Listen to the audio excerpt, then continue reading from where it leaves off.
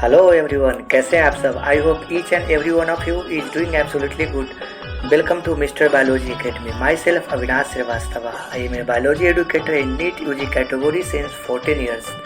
माई dear student, हम लोग start कर लिए हैं 12th का क्रैश कोर्स और हम लोग पहला चैप्टर रिप्रोडक्शन इन ऑर्गेनिज्म में बात कर रहे हैं, ए सेक्सुअल रिप्रोडक्शन। तो वीडियो के लास्ट में हम आपको एक चुटकुला बताने वाले हैं दोस्त, इसीलिए वीडियो को स्किप मत करिएगा। तो वीडियो को स्टार्ट करने से पहले आइए हम लोग कुछ मेडिकल कंपोजिशन के टर्म को समझने का कोशिश करें, लेकिन आप इसे पर्सनल लाइफ में अप्लाई मत करिएगा, बिना कोई डॉक्टरी परामर्श के सेल्फ मेडिकेट मत करिएगा, ठीक है। चलिए तो स्टार्ट करते हैं वीडियो को। आइए, तो मैं आपको बताना चाहता हूँ कि अगर किसी भी मेडिसिन के लास्ट में आपको एक वर्ड दिखाई दे, कौन सा वो वर्ड है जो आपको दिखाई देगा, उस वर्ड को हम लोग बोलते हैं फेनिक। क्या बोलते हैं? फेनिक। ध्यान दीजिए, उसको हम लोग बोलेंगे फेनिक, ठीक है। या प्रोफेन। क्या दिखाई दे? प्रोफेन। फेनिक या प्रोफेन, दो वर्ड आपको मेडिसिन के कंपोजिशन में लगा हुआ मिले लास्ट में, तो आपको समझ लेना है कि ये दवाई क्या करेगा। तो इन्फ्लामेशन अर्थात सूजन या दर्द को क्या करेगा? कम कर देगा, यानी एंटी इन्फ्लामेटरी दवाई होती है और ये आपको पेन किलर होता है। समझ गए? कौन सा दवाई? तो जिसके लास्ट में, जिस मेडिसिन के कंपोजिशन के लास्ट में फेनिक और प्रोफेन वर्ड लगा हो, ठीक है। समझ में आ गया? जैसे आप डाइक्लोफेनिक मेडिसिन खाते हैं, डाइक्लोफेनिक मेडिसिन खाते हो, क्या करता है? पेन को रिलीफ करता है, सूजन है उसको क्या कर देता है? कम कर देता है, ठीक है। चलिए, तो इस मेडिसिन को अप्लाई नहीं करिएगा, सेल्फ मेडिकेट नहीं करिएगा। चलिए तो बाबू, हम लोग स्टार्ट कर रहे हैं आज के क्लास में वेजिटेटिव प्रोपेगेशन। वेजिटेटिव प्रोपेगेशन क्या है? इसको हिंदी में बोलते हैं क्या? कायिक जनन। क्या बोलते हैं दोस्त? कायिक जनन। कायिक जनन का मतलब क्या होता है? कायिक मतलब होता है सोमैटिक। सोमैटिक का मतलब होता है बॉडी पार्ट, प्लांट पार्ट, ठीक है। तो अगर किसी भी प्लांट पार्ट से, जैसे रूट, स्टेम, लीफ, अरे भाई प्लांट पार्ट है ना, अगर किसी भी प्लांट पार्ट से, रूट, स्टेम, लीफ से अगर नया पौधा का फॉर्मेशन हो रहा है, नया प्लांट बन रहा है, इसे हम लोग बोलते हैं वेजिटेटिव प्रोपेगेशन। हिंदी में बोलते हैं कायिक जनन या कायिक प्रवर्धन। क्लियर? अगर किसी भी प्लांट पार्ट से, रूट, स्टेम, लीफ से, सोमेटिक पार्ट से, वेजिटेटिव पार्ट से अगर न्यू प्लांट का फॉर्मेशन हो रहा है, न्यू ऑफ स्प्रिंग बन रहा है दोस्त, उसे क्या बोलते हैं बच्चे? बताइए। वेजिटेटिव प्रोपेगेशन बोलते हैं, कायिक जनन कहते हैं। समझ गए? तो it is a production offspring from the vegetative propagule. यहाँ पे एक वर्ड है आपको, वेजिटेटिव प्रोपेग्यूल। देखिए, वेजिटेटिव प्रोपेग्यूल क्या है, प्रोपेग्यूल का क्या मतलब होता है? तो unit of vegetative propagation. Vegetative propagation में जो यूनिट भाग लेता है, फॉर एग्जांपल आप रूट को लगा रहे हैं, आप स्टेम को लगा रहे हैं, तो जिस पार्ट को आप लगा रहे हैं ना, जिस पार्ट से प्लांट बन रहा है ना दोस्त, उसी को क्या बोलते हैं? प्रोपेग्यूल कहते हैं। समझ रहे हैं कि नहीं? अगर अगर आपका प्रोपेग्यूल नहीं होगा तो क्या वेजिटेटिव प्रोपेगेशन नहीं होगा। आप सिंपल बोल सकते हैं कि जो पार्ट रोपने वाला होता है, रोपने वाला जो आइटम होता है, उससे हम लोग प्रोपेग्यूल बोल सकते हैं। लेकिन अलग अलग प्रकार का प्रोपेग्यूल होता है अलग अलग प्लांट के लिए। ओके, चलिए समझ में आ गया। तो वेजिटेटिव प्रोपेगेशन क्या है? तो आपका कॉमनली आप देख सकते हैं बड़े प्लांट में, बड़े प्लांट बोलने का मतलब एंजियोस्पर्म वगैरह में आप देख सकते हैं, इस विधि से आप एसेक्सुअल रिप्रोडक्शन करवा सकते हैं। यानी वेजिटेटिव प्रोपेगेशन अलैंगिक जनन का ही एक प्रकार है, राइट? समझ गए? Vegetative propagule is the unit of vegetative propagation. मैंने बता दिया कि वेजिटेटिव प्रोपेग्यूल क्या है, तो यूनिट ऑफ वेजिटेटिव प्रोपेगेशन है। अगर प्रोपेग्यूल नहीं होगा तो आप वेजिटेटिव प्रोपेगेशन नहीं करवाएंगे। प्रोपेग्यूल क्या है? तो वह प्लांट पार्ट होता है जिसका हम लोग यूज करते हैं नया प्लांट बनाने में, राइट? समझ गए भाई? चलिए आगे बढ़े। चलिए हम आगे बढ़ते हैं और हम आपको समझाने की कोशिश करते हैं। क्या एग्जाम्पल ऑफ वेजिटेटिव प्रोपेग्यूल? अगर आपसे पूछे कि भाई कौन सा ऐसा प्रोपेग्यूल होता है जो अलग अलग प्लांट में बनता है, तो अगर आपसे पूछा जाए बाबू कि पोटैटो में प्रोपेग्यूल का नाम बताइए, अगर कोई आदमी आलू को रोपने जा रहा है तो आप उसे क्या बोलिएगा? आप तो अपने लेवल पे बोल दीजिएगा कि आलू रोपने जा रहा है, लेकिन हाँ ध्यान रखिए, लेकिन आप एक बायोलॉजी के स्टूडेंट होने के नाते आप उसको आलू नहीं बोलिएगा, आप बोलिएगा उसे बल्ब बोलिएगा, सॉरी आप उसे क्या बोलिएगा? ट्यूबर। क्या बोलिएगा? ट्यूबर बोलिएगा। अगर वो आलू रोप रहा है, आलू रोपने के लिए ले जा रहा है, आलू के प्रोपेग्यूल को हम लोग क्या बोलेंगे? ट्यूबर बोलेंगे। क्लियर हो गया? समझ में आ गया? कोई दिक्कत नहीं है ना? चलिए अब हम ट्यूबर बोलिए, आप उसको आई भी बोल सकते हैं। आई जैसे आप घर में आलू को रख दीजिएगा तो आलू में देखिएगा छोटा छोटा आई निकल जाता है ना, जिससे आंखें निकल आती है ना, बड निकल जाती है, छोटे छोटे कलिकाएँ आ जाती है। तो अगर आपसे पूछा जाए बाबू कि पोटैटो में जो रोपने वाला आइटम है, पोटैटो में जो प्रोपेग्यूल है उसे क्या बोलते हैं? क्या जवाब दीजिएगा? बड बोलिए, आई बोलिए, इसी को मैंने अभी क्या समझा दिया है? तो ट्यूबर। ट्यूबर को हिंदी में बोलते हैं कंद। ठीक है, तो आलू का रोपने वाला आइटम, आलू का प्रोपेग्यूल क्या कहलाता है? तो ट्यूबर कहलाता है, चाहे बड कहलाता है या आई कहलाता है। चलिए उसी ढंग से बनाना का पूछा जाए, अदरक यानी जिंजर का पूछा जाए, क्या बता दीजिएगा? Rhizome. Clear? Bud and rhizome, bud मतलब वही कलसी, कली, and rhizome arises from the node of modified stem. अब बोलिए कि सर क्या बोल रहे हैं, आलू स्टेम है? हाँ भाई, ऑब्वियसली मिट्टी के अंदर में आलू है, लेकिन आप उसे स्टेम ही बोलेंगे क्योंकि हर चमकती चीज़ सोना नहीं होती है। आलू क्या है? अंडरग्राउंड मॉडिफाइड स्टेम है, क्योंकि आलू में, ठीक है, आलू बोलिए उसमें क्या है आपका, वो सब कैरेक्टर होता है जो स्टेम के पास होता है। ठीक है, तो अंडरग्राउंड स्टेम आपका आलू हो गया, प्याज हो गया, हल्दी हो गया, अदरक हो गया, ये सब क्या है? अंडरग्राउंड स्टेम है, भूमिगत तना का एग्जाम्पल है दोस्त, याद रखिए। ठीक है, तो आप क्या करते हैं, बर्ड और राइजोम को जब लगाते हैं, जब बर्ड और राइजोम को लगाते हैं, केला लगाते हैं, तो उससे जो कलिकाएं निकलती है, ठीक है, आलू से जो कलसी निकलती है, जो बर्ड निकलता है, जो आँख निकलता है ना, वो क्या होता है, जब मिट्टी में लगाते हैं तो वो धीरे धीरे धीरे धीरे ग्रो करके एक नया पौधा को, एक नया पोटैटो प्लांट को जन्म देता है। समझ गए? Bird and rhizome rises from the node of modified stem, underground modified stem. Okay, ठीक है। The node come in the contact with the damp soil, बता ही दिए, जो आँख है, जो नोड है, वो थोड़ा भींगा हुआ जो मिट्टी है, जो मॉइस्ट सॉइल है, डैम्प सॉइल है, उसके कांटेक्ट में आएगा। आप बोल सकते हैं जब आप पानी पटाएंगे तो पानी के कांटेक्ट में आएगा, आएगा कि नहीं? जिससे के कारण क्या होगा, जिससे कारण क्या होगा, ये जो बर्ड है, ये जो बर्ड है, नीचे की तरफ आपका एक रूट लाइक स्ट्रक्चर ग्रो करेगा, और ये जो बर्ड है ऊपर की तरफ जो है आपका सूट लाइक स्ट्रक्चर, मतलब तना बनाने का कोशिश करेगा, और नीचे वाला जो आपका पार्ट है वो रूट बनाने का कोशिश करेगा। ठीक है, बात समझ रहे हैं? समझ में आ गया भाई? समझ गए ना? एक पूरा क्लियर हो गया। तो पोटैटो में आई जो होता है आपका अहम भूमिका निभाता है क्या चीज़ बनाने में, क्या बनाने में? तो नया प्लांट बनाने में। और आप देखे होंगे ना शुगर कैन, शुगर कैन में भी ईख, जो ईख होता है ना शुगर कैन, उसमें भी आई होता है। अगर देखिए मान लीजिए कि इसमें आई है, इसमें आई नहीं है, ओके, अगर आप इसको लगाएंगे तो ईख का प्लांट होगा, लेकिन इसको लगाएंगे तो ईख का प्लांट नहीं होगा। क्यों? क्योंकि इसमें आई नहीं है दोस्त। समझ गए? कंसेप्ट क्लियर है ना? समझ गए? ओके, आइए अब बात करते हैं, क्या समझ में आ गया? Produce root and new plant. अब मुझे देखना है एडवेंटेटियस बर्ड क्या होता है। एडवेंटेटियस बर्ड का क्या मतलब होता है? देखिए, बर्ड जो होता है आपका, एक होता है आपका एक्जिलरी बर्ड, एक्जिलरी बर्ड होता है। एक्जिलरी बर्ड कहने का मतलब कि जो लीफ के एक्सिस से निकले, मान लीजिए कि ये प्लांट है सपोज करिए, और ये आपका लीफ है, ओके, तो लीफ के एक्जिल से, लीफ के जो अक्ष होता है वहाँ से जो एक कलिका निकलती है, ये जो कली निकलती है, बर्ड निकलती है ना, इसी बर्ड को बोलते हैं, क्या बोलते हैं जनाब? इसी को बोलते हैं क्या? बताइए। बर्ड बोलते हैं। कैसा बर्ड? एक्जिलरी बर्ड बोलते हैं। कैसा? Axillary bud. समझ में आ गया? बहुत आसान है। लेकिन लेकिन अगर प्लांट के किसी और पार्ट से बर्ड निकले, ठीक है, ठीक है, प्लांट के कोई और पार्ट से अगर बर्ड निकल रहा है तो उसी को हम लोग क्या बोलते हैं? Adventitious bird.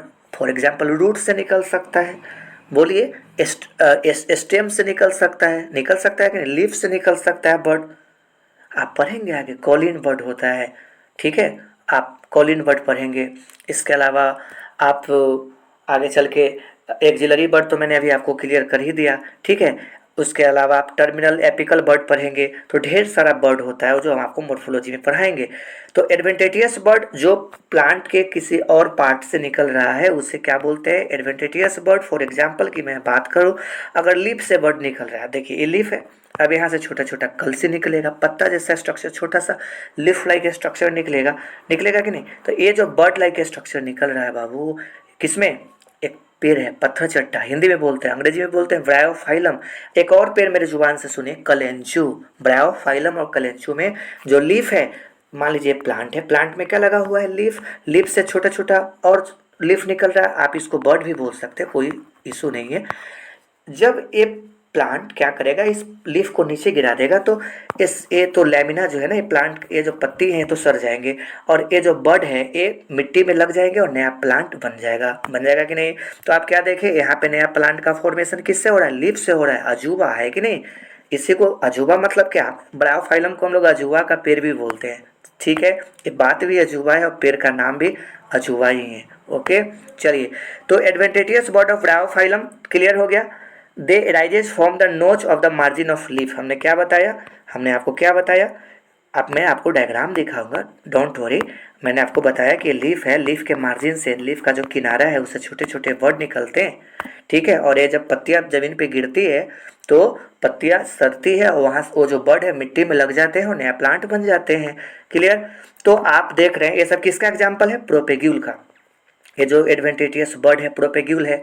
आलू का प्रोपेग्यूल क्या बताया हम आपको, ट्यूबर या आई। हम आपको प्याज का भी प्रोपेग्यूल बताना चाहते हैं। देखिए, ये आप प्याज कोई आदमी लेके जा रहा है रोपने के लिए, तो आप क्या बोलिएगा कि प्याज ले जा रहा है, नहीं, आप बोलिएगा बल्ब लेके जा रहा है, BULB, बल्ब। ओके, तो ओनियन या गार्लिक का प्रोपेग्यूल क्या है, तो बल्ब है। क्लियर। एगेव या सेंचुरी प्लांट, एगेव जो है प्लांट होता है, एनसीईआरटी में इसका डायग्राम है। एगेव जो होता है उसमें जो प्रोपेग्यूल होता है, उसमें रोपने वाला जो आइटम होता है उसे हम लोग बोलते हैं बुलबिल। क्या बोलते हैं, बुलबिल। बुलबिल क्या है, तो एक प्रकार का कली है, कलिकाएं होती है, एक प्रकार का बर्ड है, याद रखिए, ये भी आपका बर्ड ही होता है बुलबिल, ठीक है।